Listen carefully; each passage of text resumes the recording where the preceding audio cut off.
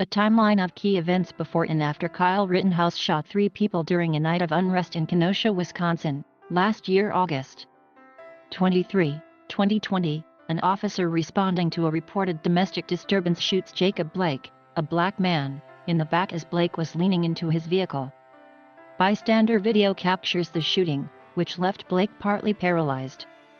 Neighbors marched to the Kenosha County Public Safety Building, where they face officers in riot gear. August 24th, police fire tear gas at hundreds of protesters who defied a curfew, threw bottles, and shot fireworks at the courthouse. Crowds destroyed dozens of buildings and set more than 30 fires. Governor Tony Evers calls in the National Guard. The man who shot cell phone video of Blake's shooting says he saw Blake scuffling with officers and officers shouting "drop the knife," but that said he didn't see a knife in Blake's hands.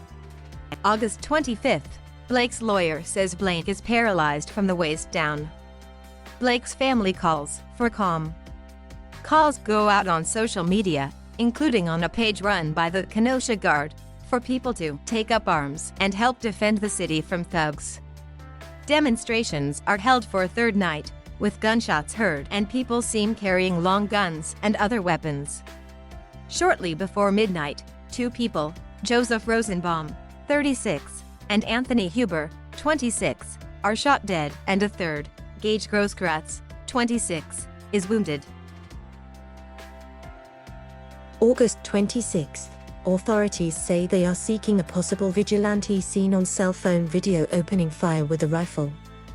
Police in Illinois announced the arrest of 17-year-old Kyle Rittenhouse, of Ange, which is about 15 miles from Kenosha. August 27, Rittenhouse is charged with multiple counts, including homicide and attempted homicide. August 31st, at a news conference the day before he visited Kenosha, President Donald Trump is asked if he condemned Rittenhouse's actions. He says, "You saw the same tape as I saw. And he was trying to get away from them, I guess, it looks like. And he fell, and then they very violently attacked him. And it was something that we're looking at right now and it's under investigation. But I guess he was in very big trouble. He would have been, he probably would have been killed."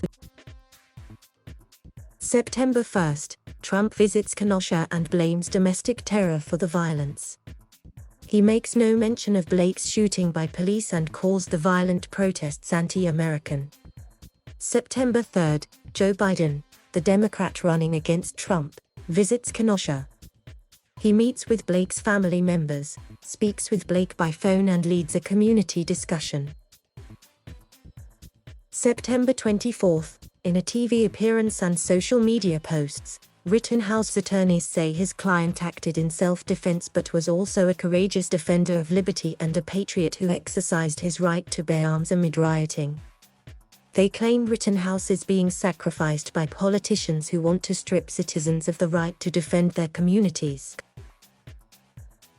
September 25th, at a hearing in Illinois, Rittenhouse attorneys ask for more time to fight his extradition to Wisconsin. They later say in documents that sending Rittenhouse to Wisconsin would turn him over to the mob. October 30th, Rittenhouse is extradited. November 2, a Wisconsin court sets Rittenhouse's bail at $2 million. Conservative groups have been raising funds for Rittenhouse, who easily amasses enough for bail.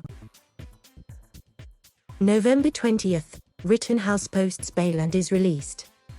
Hours later, one of his attorneys tweets a picture of Rittenhouse with actor Ricky Schroeder, who the attorney says donated to Rittenhouse. January 5, 2021, a Wisconsin prosecutor declines to charge Kenosha officer Ariusz Tenczewski, who is white, in Blake's shooting, ruling that Blake had a knife and the officer had a reasonable self-defense claim. February 3rd, prosecutors ask for a new arrest warrant after Rittenhouse failed to tell the court of an address change. Rittenhouse attorney says death threats drove his client into an undisclosed safe house. Judge Bruce Schroeder later denies the request. November 1, jury selection begins in Rittenhouse's trial. November 16th, Jurors begin deliberating the case. November 19. The jury acquits Rittenhouse on all charges. Thank you for watching. Please subscribe.